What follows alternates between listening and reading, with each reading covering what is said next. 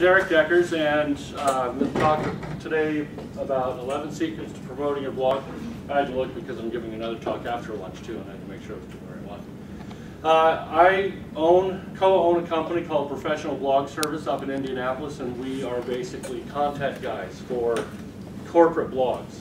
I've been talking to some designers today and figuring out a little bit more about what it is you guys do. And so whatever you build, we put the furniture inside it.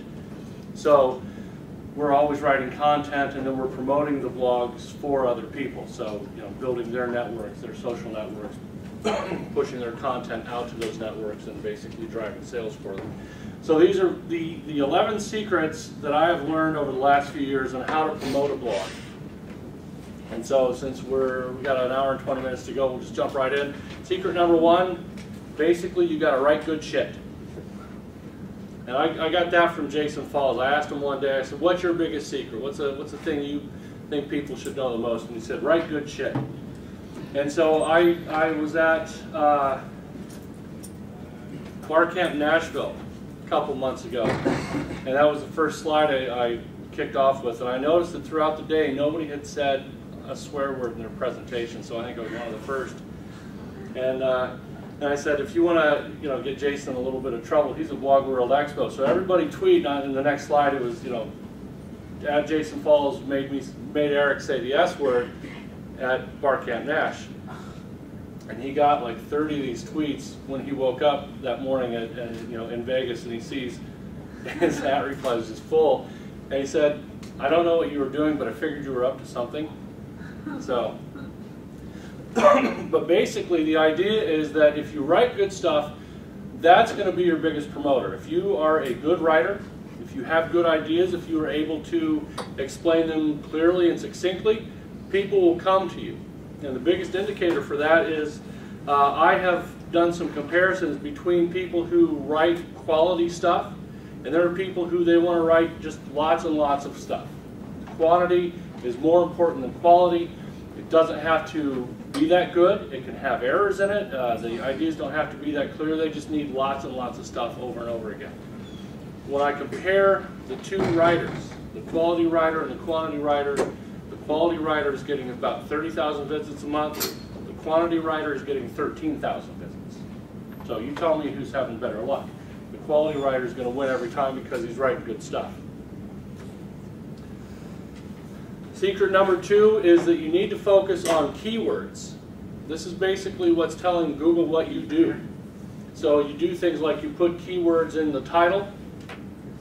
You put them in if you can, the first 4 words of your post. We've got one client that we do that for, and it can make the writing a little bit clunky. We're usually left with things like, owning a Macintosh laptop is a great idea. Or whatever we do to get those first 4 in there, it does make it hard to write for quality. And there are times when we have to sacrifice quality to get those keywords, and other times we sacrifice the keywords because it just ruins the mood of the entire piece.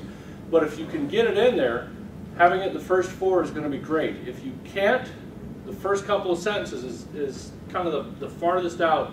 You should get those keywords in there. The other important thing is that you use only the keywords. If I'm writing about Macintosh laptops, I don't want to start referring to laptops made by Macintosh or Apple or Mac laptops. It has to be that phrase. If you're writing about other things, then use synonymous keywords. But primarily you want to have the exact keyword in the title in those first 4 words. You also want to have those in the anchor text. So if you've got a hyperlink and you're linking to something about Mac laptops, make sure that that is the only thing that you put in there. One of the things that I usually do, and I try to do this less and less, is if I'm referring to a story somewhere else, I will highlight the entire sentence and link to this story. What that tells Google is that this story is about this whole sentence. And so if somebody types in the entire sentence in Google, I'm golden because I win that. But the 1 in a million person who does that, they're not coming to my site that often, so it's not helping me at all. So I really need to focus on those keywords. And then finally, one trick that I learned not too long ago is that the spiders don't know punctuation. So if you're tired of using the keywords over and over again, Macintosh laptop, stick a comma in there, or end the sentence with one keyword and start the next sentence with that second keyword. Google doesn't know that you punctuated that sentence. All it sees is that you've got those two words together. So that's a great way to kind of declunkify some of your writing. The other thing that you want to try to do is have no more than 2% keyword density. That means for every 100 words that you have no more than 2 keywords. And the easiest way to count that is just to look at your word count on your document. If you're writing in WordPress, or if you're writing, I do a lot of my writing on the word processor for Mac called Pages, and it gives me a word count. So you then count up your keywords and you divide that by the number of words you have in the document or in the post, and that gives you your density. The one problem is that if I use, how many Mac users we have? Do you use Pages? Yeah. The annoying thing about Pages is that it counts all of my HTML code as words. So if I've got the less than and the greater than brackets, those are each a word. And so if I do a lot of my pre-formatting in Pages, it all gets counted as words, and I have to take it to somewhere else to count the actual number of words I used, because otherwise I've got 100 more words than I actually need, according to Pages. So it can be a bit of a pain. Number 3, you write for a clever 12-year-old. That's kind of the rule of newspapers. How many people still read newspapers? A couple of you? How many read print newspapers? Anyone get the Dead Tree edition? 3 of you. How many people read news online? Everybody else? The thing that I learned in journalism way back when we were still hand cranking our newspapers, is that most readers, and they study this kind of thing, most readers will abandon a newspaper story about halfway through. And so the great thing about blogging is that you can reach that halfway point and just stop writing. But with a newspaper, they have to do that. And in order to keep the attention, because we have the attention span of a 12-year-old, as well as a reading level of a 12-year-old as a nation, in order to keep that attention, they had to write at a 6th grade reading level. So, go back and look at a newspaper, go back and look at Newsweek or Time magazine. They're written at that very simple level, not because they think we're dumb, but because it's our mental processing power. We only have so much bandwidth to process everything we read. We're all smart people here. Hey. And so we understand big words. Most of us went to college, we at least finished high school, so we know the big words and we can read at the high school level, but we really just get bored with reading that kind of stuff. So your readers will let you know if you're boring by leaving your site after they get through the first 3 sentences.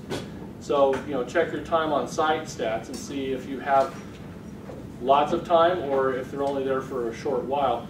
Believe it or not, the best way to keep them there is to write small words, small sentences, short paragraphs, because people feel like they can consume a lot more and understand it a lot more easily. Number 4, give people what they want. How many people came because the title of the session was 11 Secrets? How many people came because it was about promoting your blog? So a few of you came because it was 11 Secrets. How many people, when they saw that, they thought, 11 Secrets? Man, I could write all those down and I would learn something valuable. How many people thought that? Most of you? That's a blog writer's trick, is we use numbers, we talk about secrets or professional tips or things they don't want you to know. That's, when you look at magazines in the supermarket, they do the same thing. 5 secrets for, a cheaper wardrobe, or, 3 weight loss tips, or whatever. The magazine editors understand that, and they create the articles to make us want to buy that magazine when we're standing in the checkout line. So blog writers know that same thing, and so we do things like 11 secrets to something, 5 tips about this. One of my most popular blog posts in the last couple of years has been 5 grammar myths exploded. And people want to read that, and I chose that title on purpose. One, it was 5, it was a list of 5, it was grammar myths, and we exploded them. And there's just something about, I don't know, something about the online community that if we can stick it to the man somehow, we like that. That's why Reddit is so popular, reddit.com. And so if we can stick it to our English teachers just even a little bit, people love that. I mean, we've had, what, 600 hits or something on that post just over the last 2 years. And it just comes at random times, and we see little spikes. Just somebody retweeted it somewhere else, and a bunch of people followed it. So basically, I have tried to repeat that as much as I can. And since Jason just came in with his son, I won't use the word that we would normally use. But I have made myself available for money now. That's what I do to try to get those readers. I give the people what they want. They want to stick it to the man somehow, and they want to know how many different ways they can do it. And so I write posts about that, and that's how we generate traffic. Keep it short. Keep it really short. I talked a little bit ago about how we've got the attention span of a 6th grader. If we write short blog posts, about 300 words or so, 350 words, people are more likely to read it. You may have some great ideas that you think take 1,000 words to explain, but look at your own reading habits. Do you read 1,000-word blog posts? I mean, how many people read Brian Solis on a daily basis? He writes a book every day. I stopped reading his stuff, not because it's no good, but because I just can't get through the first 300 words before I get bored, and I just, it's like I'm 12 again. I just get antsy, and I just want to be somewhere else, and I go through the first 300 words and think, yeah, I got the gist of it, and I leave. And then I don't remember what he even talked about. So if you write a 150-word blog post, that's okay. In fact, that may be better than okay. You may find that if you can give some good, valuable information, people are more likely to read it and retain it than if you write 500 words to explain the same information. Photos and videos. I don't know what it is about photos and videos, but if like I write for the Indiana Department of Tourism. We have a blog called Visit Indiana, and I write for them occasionally. And for whatever reason, I can write a post that has no pictures, and I do okay visit-wise, 40, 50, 60 in a day. If I stick a picture in there, same information, 120, 130. I stick a video in there, even more. For whatever reason, people want to read stuff or at least visit stuff that has photos and videos in it. And so for that blog, for any blog I do, I try to stick a photo in there whenever I can. If it's a photo I took, even better.